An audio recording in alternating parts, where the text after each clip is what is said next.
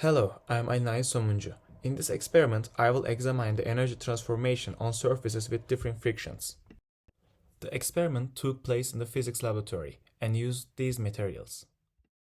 First, I am going to scale the pucks and prepare the air table. I am using blocks to make it inclined.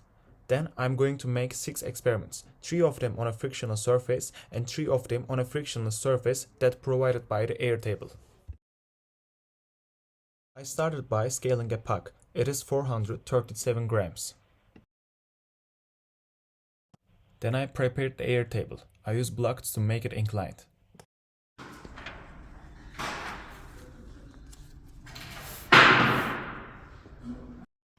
This is the prepared air table for the experiment.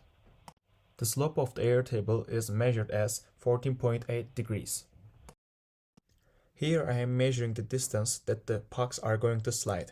It is 46 centimeters. And now I'm going to make 6 experiments.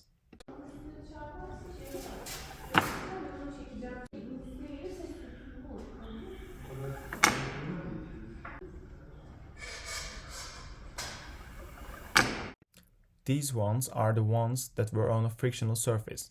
Now I'm going to use the air table for the next 3 experiments.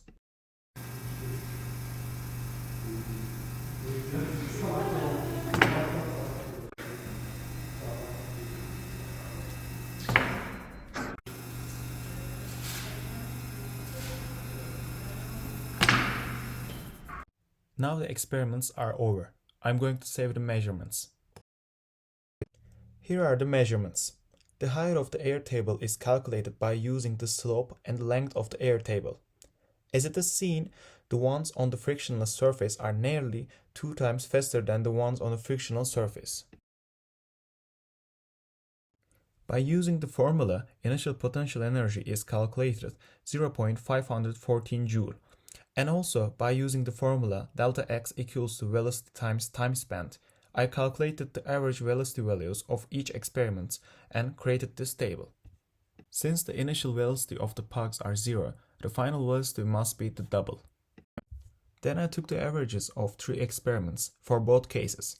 Afterwards, I calculated kinetic energies for both by using the formula Q equals 1/2 mv squared. For a conclusion, I can say that friction caused an energy loss on both cases. However, in the one with frictional surface, it is easier to notice the work friction has done.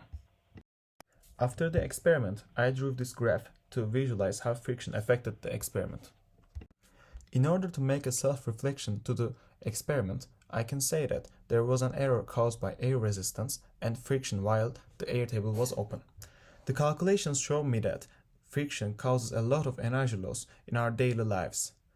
In the end, I can say that I am happy with my results and my experiment. Thank you for listening to me.